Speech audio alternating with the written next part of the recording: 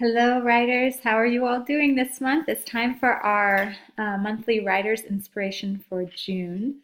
And this month, I want to talk to you about how to recognize when the internal critic is present. What is the internal critic? Well, the internal critic is the voice inside of us that seeks to shut down our creative process and shut down our writing before we ever get started. And for whatever reason, I don't know why, we all have one. It takes different forms. It comes up at different times, but we can learn to identify this internal critic before he or she or it is able to derail our writing and our creative process. I really like what Ethan Kanan says. He says one of the more difficult parts of writing is making the transition from an idea to a story, which must pass before the eyes of the internal literary inspector. And so, we need to talk about today how to recognize when that internal literary inspector is standing guard over our creative process and trying to short circuit what we are trying to create and put out into the world. And so here are some ways to know when that internal critic is working overtime. And I'm getting this from Judy Reeves' book called A Writer's Book of Days. And I highly recommend it if you are someone who likes to have a daily writing practice. She breaks it into months, and every single day she has an insight for you along with writing prompts. And so anyway, it's a great source of inspiration for your writing practice. But here's some tips she gives. These are ways to know the internal critic is present. One, she says you stop writing in the middle of a piece and say something like, "This isn't working," or worse, "This stinks," or "This is awful." You can know that's the internal critic speaking. Secondly, you hear voices demanding, "Who do you think you are?" Or "You call that writing?" Or "You think someone will ever buy that or ever read that? Fool." And this is actually one of the more popular mantras my internal critic takes. Often when I'm working on my essays or my books especially, I have this like ribbon of a voice running through the back of my mind saying, "No one's going to ever read this. This isn't worth anyone's time. This is such a waste of time for them. They're never going to be interested in this."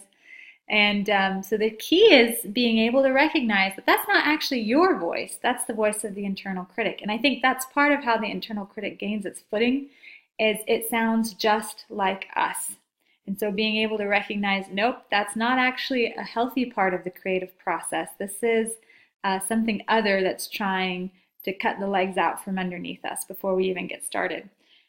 Some other things that might be a hint that the internal critic is present. You judge your hands, how scruffy your fingernails look. You think about, "Oh, this is the wrong pen. I need to restart and get another pen." You maybe start fixating on, "Oh, that laundry is hanging over my head. Such a failure as a housewife because I can't get my act together with my laundry or my cleaning." And what you really should be thinking about is your writing, not your housework right at that moment. She says you channel people who've criticized your writing or images of them appear on your page and they're usually smirking. And I'm sure we've all had rejection in our writing practice. We've all had those teachers or those readers who have unintentionally made us feel bad about ourselves as a writer. And their comments, the looks on their faces, those things come popping up again and echo through our mind as we're trying to write. Finally, she says you imagine people laughing behind your back, not just agents or editors, but your close friends who all agree your writing is so bad, it's hilarious. And this makes me think of Anne Lamott and her book, Bird by Bird, another great book on writing. If you have a chance to get it and read it, she talks about how when she's writing her first draft, she just gives herself freedom to be messy and write terrible first drafts that are just nothing but rubbish. And she says she often has the secret fear that she's going to get hit by a truck and die before she has a chance to rewrite her first draft. And people are going to read her first draft and laugh and say, "This woman was such a hack. How did we ever get duped into believing she was a good writer?"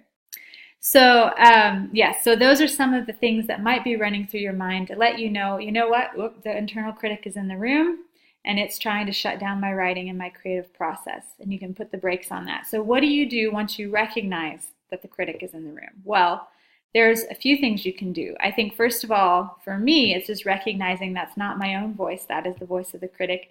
The second thing is to speak to the critic and say, I just sort of imagine this little person on my shoulder whispering into my ear. And I say to them, you know what, you can come back later when I'm in the revision process if you want to help me revise and make it better, but you're not welcome here in the generative process when I'm just trying to generate writing, so go away.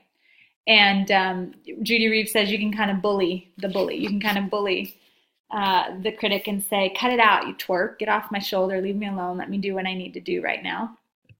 And then I also like, again, back to Anne Lamott and her Bird by Bird, she has this great image of, she says you can imagine these voices, shrink them down, and imagine they're little mice, and grab them by the tail and drop them into a jar, and put all of those mean, nasty voices and thoughts that want to undermine your writing, put them in this jar, put the lid on top. She says, and hold it up and look at the jar, look at those little mice, sort of scraping at the glass, trying to get out.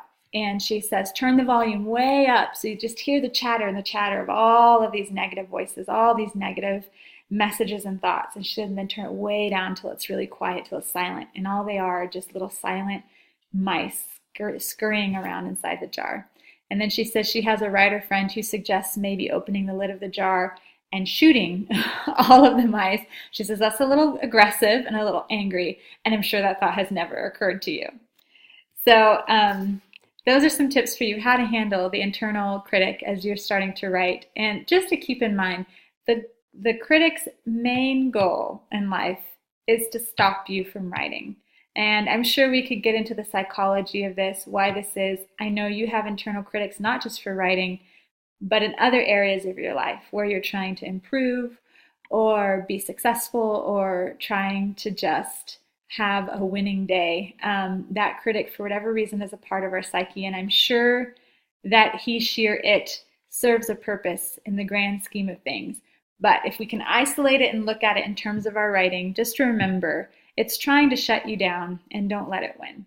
All right, I hope you guys have a great month of writing. I've included in the newsletter some prompts for you this month to help generate some writing.